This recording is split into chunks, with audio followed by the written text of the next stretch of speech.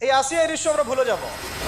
এই যে মেয়েটা কাতরাতে কাতরাতে মারা গেল আজকে, বেশি দিন সময় লাগবে না, 1 মাস 2 মাস হাইয়েস্ট 3 মাস। এর আগেও বহু ইস্যু আমরা এসেছে ভুলে গেছি, একটার পর একটা এসেছে, একটার পর একটা ভুলে গেছি আমরা। আপনারা দেখে নিয়েন 3 মাসের মধ্যে এই মেয়েটাকে সবাই ভুলে যাবে এবং যাবো ভবিষ্যতে। লিখে নেন আপনারা, এই বাচ্চার কথা কেউ মনে রাখবে না, এই বাচ্চাটার কথা কেউ মনে রাখবে না। 3 মাস পরে, 6 মাস পরে, 1 বছর পরে আরো নতুন ইস্যু আসবে, আরো নতুন পাপ হবে, আরো বড় বড় ঘটনা ঘটবে। এরপরে মানুষ এই বাচ্চাটাকে ভুলে যাবে। এই বাচ্চাটা কি তার মৃত্যু যন্ত্রণা ভুলতে পারবে? তার সম্মানহানি ভুলতে পারবে? তার পিতামাতাকে ভুলতে পারবে? এখন প্রশ্ন হচ্ছে, তার পিতাকেও যদি আমরা জিজ্ঞাসা করি, ইসলামে রেপের শাস্তি হচ্ছে মৃত্যুদণ্ড, আর ব্যভিচারের শাস্তি হচ্ছে অর্ধেক কোমর পর্যন্ত পুঁতে পাথর নিক্ষেপ করে হত্যা করা।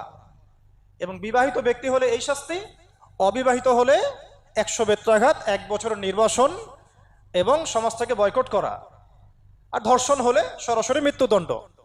3 মাস সময় লাগার কথা না, 3 দিনের মধ্যেই করা সম্ভব। এটা শরিয়া আইন, এটা আল্লাহ রাব্বুল আলামিনের শরিয়া বিধান। এখন তারাও কি এটাতে রাজি হবেন? যারা শোক প্রকাশ করছেন তারা কি এই বিধানটা কার্যকর করতে রাজি হবেন যে ধর্ষককে সবার সামনে প্রকাশ্যে মৃত্যুদণ্ড দেওয়া হোক, শরিয়া আইন কার্যকর করা হোক? রাজি হবেন না। কারণ আপনারা বলবেন এটা করতে গেলে বাংলাদেশ থেকে মৌলবাদী রাষ্ট্র হয়ে যাবে।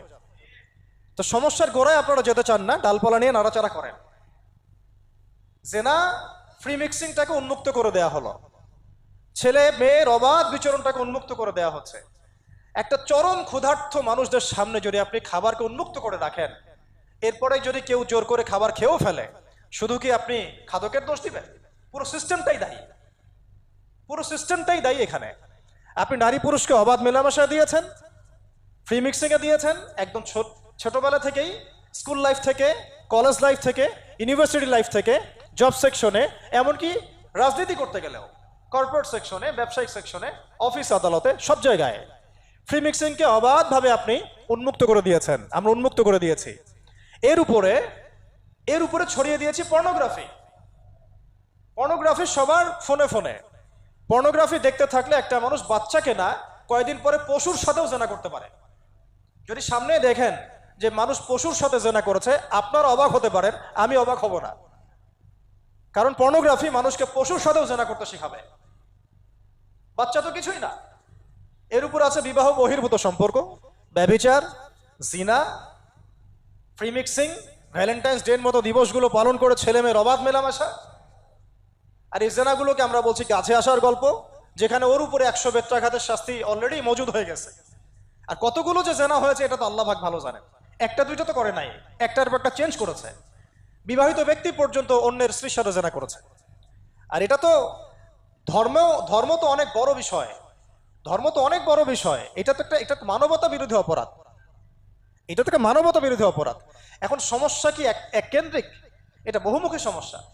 ফ্রি মিক্সিং রেখেছেন, পর্ন চালু করে দিয়েছেন, এবং সবচেয়ে বড় কথা, এর শরঈ বিচারটুকু নিশ্চিত হচ্ছে না। তাহলে সমাজের মধ্যে এগুলো কমবে না বাড়বে? সিম্পল, সমাজের মধ্যে এগুলো বাড়বে। 6টা কাজ করেন, ইনশাআল্লাহ তাআলা কমে যাবে। প্রথমত, শরঈ পর্দা নিশ্চিত করেন। দ্বিতীয়ত, ফ্রি মিক্সিং বন্ধ করে দেন। তৃতীয়ত, আপনারা জেনার শাস্তি চালু করেন। চতুর্থত, সমকামিতা বন্ধ করেন, সমকামিতা বন্ধ করেন, এলজিবিটি বন্ধ করেন। পঞ্চমত, ব্যভিচারের যে রজম শাস্তি চালু করেন, শরঈ বিধান চালু করেন, পর্ন সাইটগুলোকে বন্ধ করে দেন, এবং সমাজে তাকওয়া, নৈতিকতা শিক্ষাটাকে বাড়িয়ে দেন। দেখেন সমাজে জেনা কমে না বাড়ে। কিন্তু কেউ এই সমস্যার গোড়ায় যাবে না। একটা ইস্যু আসবে, একটা ইস্যু যাবে। আজকে আপনার বোন তো কালকে আমার বোন, কালকে অমুকের বোন, কালকে তার মেয়ে, নিজের ঘর পর্যন্ত চলে আসছে। আর কয়টা রিপোর্টই বা আমাদের সমাজের সামনে আসে? যে কয়েকটা রিপোর্ট সামনে এসেছে, এগুলো 50%ও না। বহু মেয়ে এগুলো বলতেও পারে না, লজ্জায়। আর আমি তো ওইসব মেয়েদের ব্যাপারে কথা বলা ছেড়ে দিয়েছি, যারা স্বেচ্ছায় নিজের ইজ্জতকে বিলি দেয়। তাদেরকে আমি আমার বোন পরিচয় দিতে লজ্জাবোধ করি। সমাজ থেকে গায়রত, ব্যক্তিত্ব, পর্দা, শালীনতা, হিজাব এগুলো উঠিয়ে দেওয়া হয়েছে। আপনারা কি দ্বীনি অঙ্গনের তসলিমা নাসরিন হতে চান নাকি? তারা কি দ্বীনি অঙ্গনে তসলিমা নাসরিন হতে চান? কেন আপনি একটা ছেলের সাথে হারাম সম্পর্কে জড়াবেন? কেন প্রেম করতে যাবেন? কেন আপনি তার সাথে বাইকে করে ঘুরতে যাবেন? কেন আপনি আপনার বন্ধুদের সাথে ফ্রি মিক্সিংয়ে ঘুরতে চলে গেলেন, 3 দিনের রাস্তা, 7 দিনের রাস্তা, 10 দিনের রাস্তা, অথচ আপনার উপর হজও ফরজ না মাহারাম ছাড়া। না আপনি পর্দা মানছেন, না মাহারাম মানছেন, আর সমাজে না আছে ইসলামী শরিয়া আইন অনুযায়ী বিচার, আর না আছে পর্ন বন্ধের উদ্যোগ, আর না আছে ফ্রি মিক্সিং বন্ধের উদ্যোগ। তো আপনার ইজ্জত চলে গেলে কে ফিরাই দেবে আপনাকে? আমি তো আপনার ভালোর জন্যই কথা বলছি। সমস্যা হচ্ছে আমরা সমস্যার গোড়ায় যেতে চাচ্ছি না। আজকে এই কথাটা আমি এখানে বলতে চাই নাই, শুধু কথা প্রসঙ্গে চলে আসছে যে এই যে মেয়েটা কাতরাতে কাতরাতে মারা গেল আজকে, আপনারা দেখে নিয়েন 3 মাসের মধ্যে এই মেয়েটাকে সবাই ভুলে যান। সমস্যার গোড়ায় আসেন।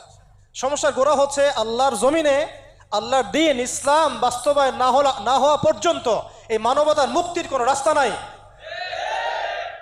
আল্লাহর কসম করে বলতেছি, আল্লাহর জমিনে ইসলাম, কোরআন, সুন্নাহ, রাসূলের আদর্শ বাস্তবায়ন হওয়ার আগ পর্যন্ত এই জাতির স্বাধীনতা বলে কোনো শব্দ নাই।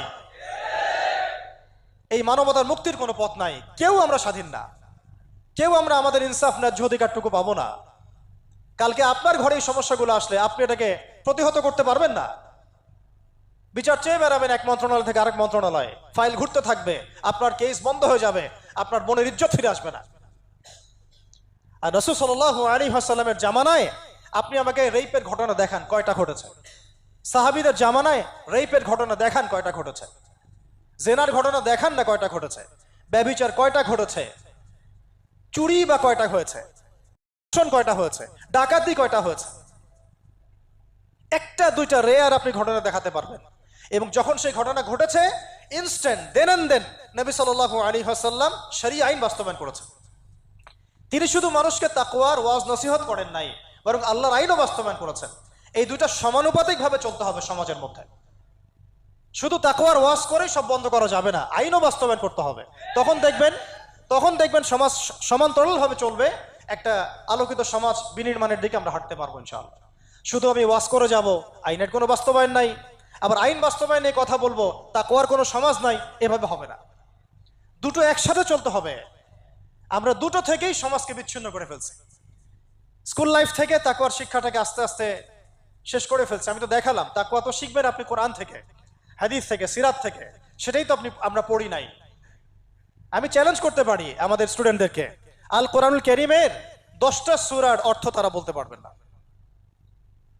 হাদিসের মধ্যে 100টা হাদিস তারা মুখস্থ বলতে পারবেন না।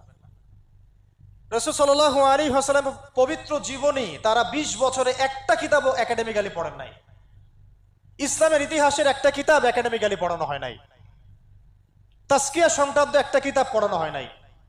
ফিকহের উসুলে ফিকহ ছাড়া আপনি কিভাবে চলবেন? ফিকহের একটা কিতাব পড়ানো হয় নাই।